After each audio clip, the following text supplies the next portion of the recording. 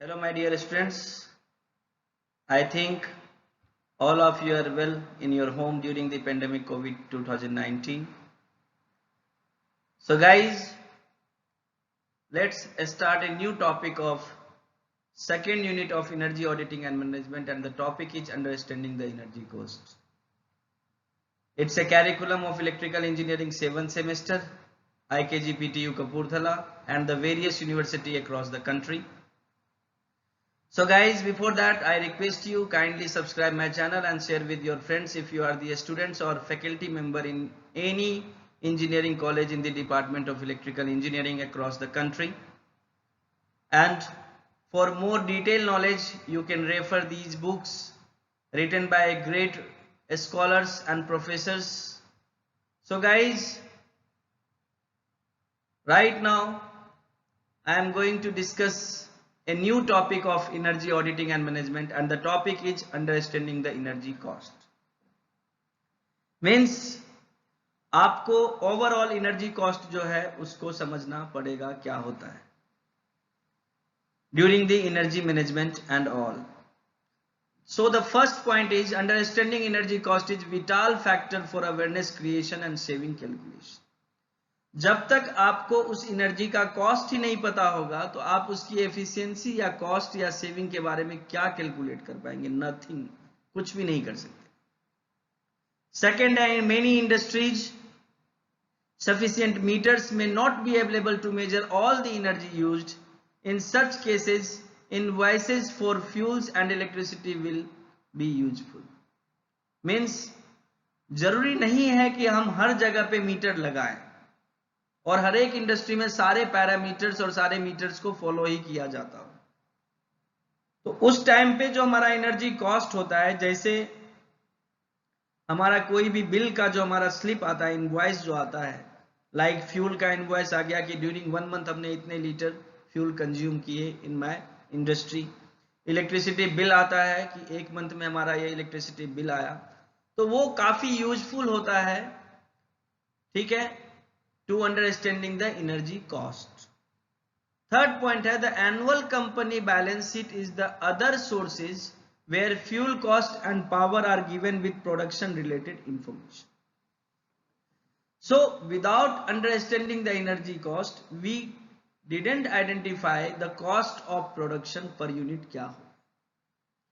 क्यों नहीं होगा? क्योंकि जब हमें पता होगा कि हमने एक पेन या एक कोई भी इलेक्ट्रिसिटी का इक्विपमेंट ले लो कि एक एलईडी बल्ब बनाने में हमें इतना खर्चा आ रहा है कि हमने साल भर में इतने बल्ब बनाए और हमारा टोटल खर्चा इतना आ रहा है, हमें उसमें प्रॉफिट कितना लेना है to maintain our pay back period as well as profit, तो उस हिसाब से उस प्रोडक्ट का रेट डिसाइड होगा. और जब वो रेट डिसाइड होगा तब हम उसको देखेंगे कि इट विल मार्केट कॉम्पिटिटिव और नॉट. एलईडी बना लिया आपने 10 वॉट का, लेकिन उसका कॉस्ट अगर मार्केट के कॉस्ट से आपका ज्यादा आ रहा है तो आपको पूरी की पूरी प्लांट की ऑडिट करानी पड़ेगी कि कहां हमारा एनर्जी ज्यादा वेस्ट हो रहा है. उसी तरह से अगर आपने काफी ज्यादा कम पे डेवलप कर लिया तो आपको बेनिफिट हो सकता है, आप मार्केट में कॉम्पिटिटिव मार्केट क्रिएट कर सकते हो कि same features same quality we will provide on low rate. आप देखते होंगे किसी भी चीज के प्रोडक्शन में हम लोग जाते हैं, परचेज करने के लिए जब जाते हैं तो सेम चीज की जो क्वालिटी होती है और क्वालिटी जो होती है लगभग सेम होती है, बट ब्रांड के अकॉर्डिंग उसकी जो प्राइस है वो बढ़ और कम जाती है. That's will be defined after the understanding the energy cost. उसी के बाद हम लोग पूरा का पूरा ये डिसीजन ले पाते. Then energy invoice can be used for the following purposes. जो हमारा एनर्जी इनवॉइस आता है, बिल आता है, उसको हम किस किस पर्पस के लिए यूज कर सकते हैं वो देखिए. They provide a record of energy purchased in A given year which gives A base line for future reference. Means एक पर्टिकुलर ईयर का हमारे पास पूरा का पूरा डाटाबेस रेडी हो जाता है and it's will maintain a reference, it will use as an reference. हम उसको एज ए रेफरेंस लेते हैं फॉर द नेक्स्ट ईयर. अगर वो कैसे होता है रेफरेंस, वो बताता हूं आपको एग्जांपल देखिए. जैसे मैंने अभी 100 कोई भी यूनिट बनाया, उसमें मेरा बिल इतना था, रेफरेंस मैंने लिया कि इतना बिल आया मेरा. अब मैं चाहता हूं कि मैं उसको प्रोडक्शन यूनिट को बढ़ाऊं, जैसे मैं चाहता हूं कि अब मैं 200 यूनिट या 400 यूनिट जनरेट करूं, तो मुझे उस बिल को भी उसी रेस्पेक्ट में, उसी मल्टीप्लिकेशन फैक्टर में बढ़ाना पड़े, जिस मल्टीप्लिकेशन में हम लोग ऑर्डर्स को इंक्रीज कर रहे हैं। देन सेकेंड पॉइंट है एनर्जी इनवॉइस में indicate the potential for saving when related to production requirement or to air conditioning requirement, space heating etc. ये जब इन सब चीजों के लिए हमें सेविंग की जरूरत होती है इन सब चीजों पे, तो वहां पे हमारा एनर्जी इनवॉइस जो होता है वो हमें इस पूरी डिटेल देता है कि हम एसी में कहां पे एसी लगा है, क्या बिल आ रहा है तो हम उसको कम कर दे, हीटिंग कहां पे हो रहा है, स्पेस हीटिंग कहां पे हम कर रहे हैं तो उसको हम कम कर ले। तो ये सारी चीजें जब हम एनर्जी इनवॉइस देखेंगे तभी हम उसको आइडेंटिफाई कर पाएंगे। नेक्स्ट है आपका when electricity is purchased on the basis of maximum demand tariff। अब कई जगह पे क्या होता है, जो टैरिफ है आपका वो अलग अलग होता है। जब आप देखोगे ना तो अलग अलग टाइप के टैरिफ होते हैं। टैरिफ के बारे में जब मैं अलग लेक्चर लूंगा वहां पे आप देखेंगे स्ट्रेट लाइन टैरिफ होता है, एक सिंकिंग फंड टैरिफ होता है, एक 2 पार्ट टैरिफ होता है। तो जनरली जो मैं बात कर रहा हूं, आप लोग जो घरों में देते हैं वो लोग आप लोग 2 पार्ट टैरिफ देते हैं। पहला आपका एक मैक्सिमम डिमांड फिक्स है, जो लोड आपने अप्लाई किया था स्टार्टिंग में वो। सेकंड आप जो पर यूनिट कंजम्पशन कर रहे हो वो। तो जो आपका मैक्सिमम डिमांड वाला है that will be the fixed. अभी भी कई जगह पे रूरल एरियाज में जो है वो मैक्सिमम डिमांड के हिसाब से ही बिल दिया जा रहा है, लेकिन अब कुछ जगहों पे उसको चेंज किया गया है। It will convert as a 2 part tariff की मिनिमम आपको इतना तो देना ही है as per your maximum demand, as well as जितना यूनिट आप कंज्यूम कर रहे हो उसका आपको अलग से देना है। देन सेकेंड है they can suggest where saving are most likely to be made. अब जो इनवॉइस है वो हमें ये बताता है सारे इनवॉइस को देखने के बाद कि किस किस जगह पे हम लोग सेविंग कर सकते हैं।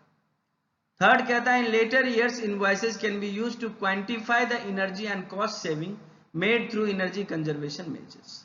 अब जो पिछला 3-4 इनवॉइस है वो आपको, जब मान लिया जाए हमने एक इंडस्ट्री को ऑडिट करा लिया और उसके बाद जो हमने सारे डिवाइसेस लगाए हुए एनर्जी एफिशिएंट, तो आफ्टर 3 to 4 ईयर्स हमें उसके बाद स्टडी करने के लिए, उसके एनालिसिस के लिए मिल जाता है कि before 3 years I paid such amount of bill and after making the efficient devices in our industry मेरा जो बिल है वो ये रिड्यूस हो गया और इतने 3 साल में मैंने इतना खर्चा करके मैंने उसका पे बैक पीरियड डिसाइड कर दिया।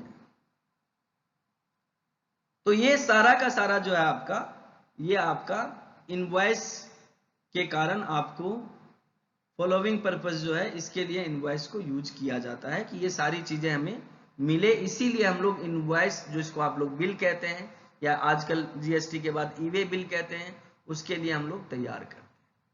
अब जब कॉस्ट की बात आएगी तो प्लांट में generally 2 cost main important features रखेगा। पहला रखेगा आपका फ्यूल कॉस्ट और दूसरा रखेगा एनर्जी कॉस्ट। क्योंकि मैं जो ये बात कर रहा हूं, ये जो मेरा लेक्चर है वो है अंडरस्टैंडिंग द एनर्जी कॉस्ट। सिर्फ एनर्जी कॉस्ट की मैं बात कर रहा हूं, मैं अदर की बात नहीं कर रहा हूं इंडस्ट्री में कि माल कितने का आया, कितने का ये आया हुआ है, उससे मुझे मतलब नहीं। मैं सिर्फ और सिर्फ इलेक्ट्रिकल इंजीनियर्स ऑडिट कर रहा हूं, तो मैं सिर्फ और सिर्फ एनर्जी कॉस्ट में देखूंगा कि कहां पे हमारा फ्यूल और इलेक्ट्रिसिटी का बिल आ रहा है। सेकेंड जो आपका पार्ट है इसमें fuel cost. Third part, second part देखते हैं। A wide variety of fuels are available for thermal energy supply, few are listed below. जो हम लोग जनरली प्लांट में, इंडस्ट्री में यूज करते हैं वो कौन कौन से ऑयल है वो देखिए। First one is fuel oil, दूसरा है लो सल्फर हेवी स्टॉक्स LSHS, तीसरा है लाइट डीजल ऑयल LDO, और आप लोगों के सभी के घरों में यूज होता है that will be the LPG liquid petroleum gas, coal, lignite as well as wood etcetera, और सारे यूनिट्स है जहां जहां पे जिस टाइप की हम लोग एनर्जी लेते हैं। These are the primary energy sources in our power plant। इसको हम लोग कन्वर्ट करते हैं किसी भी चीज में, या तो हम प्रोडक्शन बना लेंगे, कुछ प्रोडक्ट नया बना लेंगे, या हम इसके थ्रू दूसरे फॉर्म ऑफ एनर्जी जनरेट कर ले, लाइक इलेक्ट्रिसिटी एनर्जी और थर्मल एनर्जी या जो। अब सेकेंड है the following factors should be taken into account during purchase procurement of fuel for energy efficiency and economics. जब, अब मैं मेन टॉपिक पे आता हूं, जब हम लोग एनर्जी एफिशिएंसी के लिए जाएंगे और इकोनॉमिक्स के लिए जाएंगे, मतलब सेविंग के लिए जाएंगे, उस केस में हम लोग क्या करेंगे, ये सारे पैरामीटर्स को हम लोग देखेंगे रिगार्डिंग दी फ्यूल कॉस्ट। तो पहला पॉइंट क्या कहता है मेरा, पहला पॉइंट ये कहता है कि प्राइस एट सोर्स, क्या उसका प्राइस है।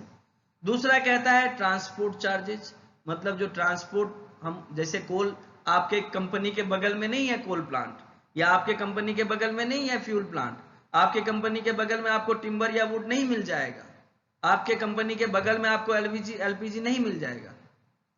उसको लाने के लिए हमें कितना ट्रांसपोर्टेशन चार्ज रखना पड़ेगा या करना लगेगा, that will B also the matter.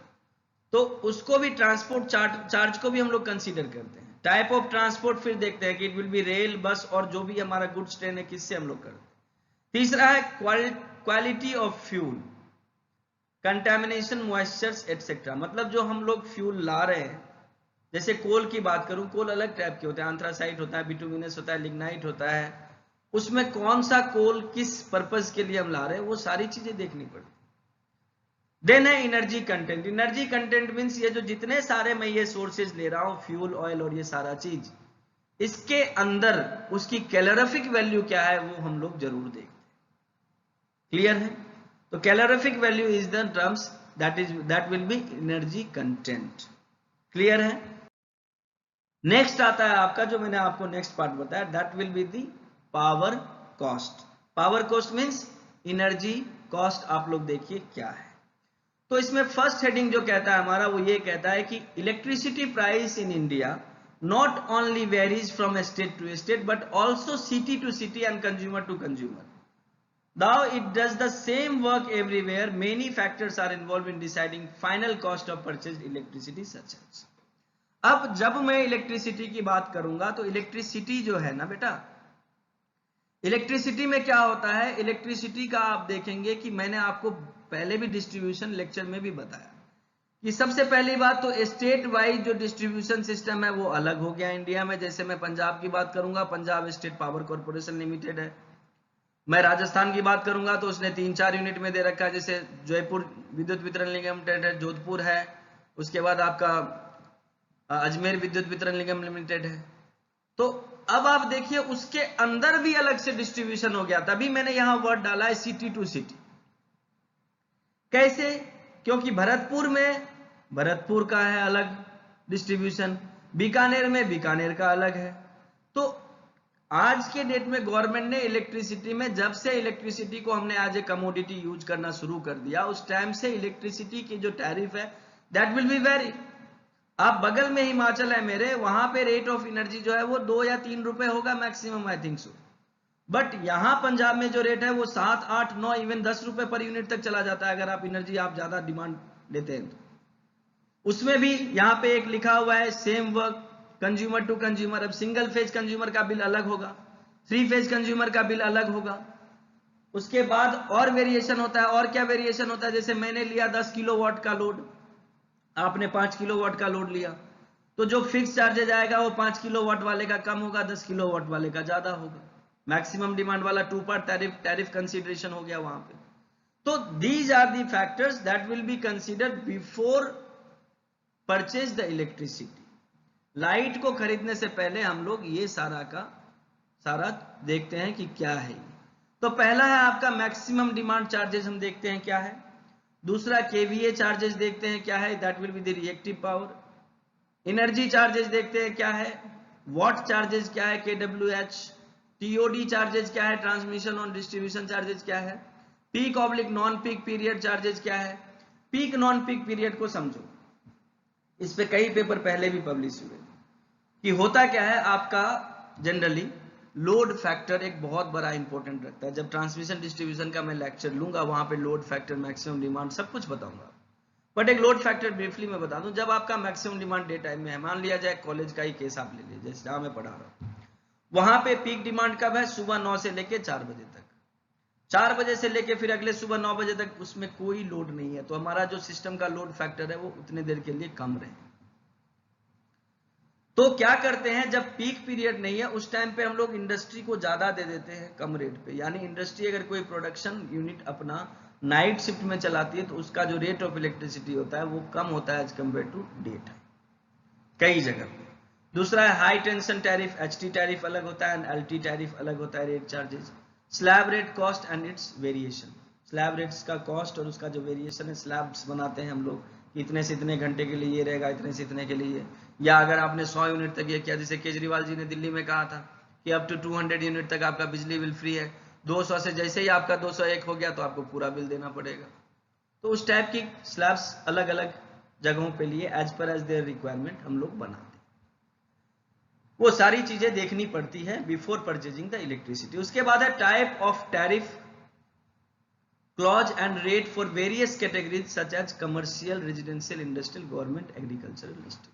ये मैंने पहले ही आपको बताया कि टैरिफ का पूरा क्लॉज हम लोग पढ़ते हैं कि उसका कमर्शियल रेट क्या है, रेजिडेंशियल रेट क्या है, इंडस्ट्रियल रेट क्या है, एग्रीकल्चरल रेट क्या है। अब जैसे आप सिंपल एक एग्जांपल ले लो, मैं घर में ले रहा हूँ कनेक्शन, उसका रेट अलग होगा। मैं कोई एमएसएमई मीडियम स्केल कोई बना रहा हूँ, माइक्रो स्केल इंडस्ट्री कोई लगा रहा हूँ, उसका इलेक्ट्रिसिटी बिल अलग होगा। अगर मैं एग्रीकल्चर के लिए ले रहा हूँ इलेक्ट्रिसिटी रेट, उसका रेट अलग होगा, और किसी गवर्नमेंट पर्पज से ले रहा हूँ उसका रेट अलग होगा। देन है tariff rate for developed and under developed area oblique state, tax holidays for new project. अब मेन चीज ये है कि ये जो टैरिफ रेट है ना, वो डेवलप्ड और अनडेवलप्ड एरिया में अलग अलग है इंडिया में अभी। इसीलिए इंडस्ट्रियलिस्ट को मोटिवेट किया जाता है कि आप जो अपना इंडस्ट्री लगाओ वो रूरल एरियाज में लगाओ, ना कि अर्बन एरियाज में, ताकि वहां पे आपको जो प्रोडक्शन कॉस्ट हो वो कम हो पाए, क्योंकि आपको वहां पे जो रेट ऑफ इलेक्ट्रिसिटी है दैट विल बी दी लो। आप सिंपली एक चीज देख लीजिए, वी आर इन पंजाब, इन होशियारपुर, यहां से सोलन जो है आपका, सोलन में आप देखते हैं बहुत ज्यादा इंडस्ट्री है। क्यों इंडस्ट्री है सोलन में?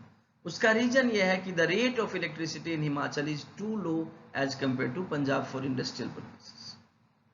तो वहां पे इंडस्ट्री सेटअप हो गई। तो you have to create the environment for the setup of industry. वहां पे ये सारी चीजें आपको पैरामीटर्स देखनी पड़ेगी परचेज करने से पहले। मैं एक एग्जांपल दिखाता हूं आपको अभी कि कैसे ये पूरा का पूरा हम लोग एनर्जी कॉस्ट बनाते हैं। तो हम लोग जो इसमें जा रहे हैं, ये मैंने एक एग्जांपल लिया है, ए typical summary of energy purchased in industry based on the invoices. जो इनवॉइसेस है उसके बेस्ड मैंने ये बनाया हुआ।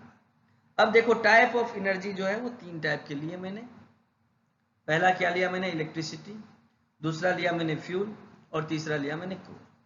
अब इसका यूनिट कॉस्ट देखते हैं। ये क्या है, 4 रुपए पर यूनिट हमें मिल रहा है, ये 10,000 पर किलो लीटर मिल रहा है, ये 2,000 पर टन मिल रहा है।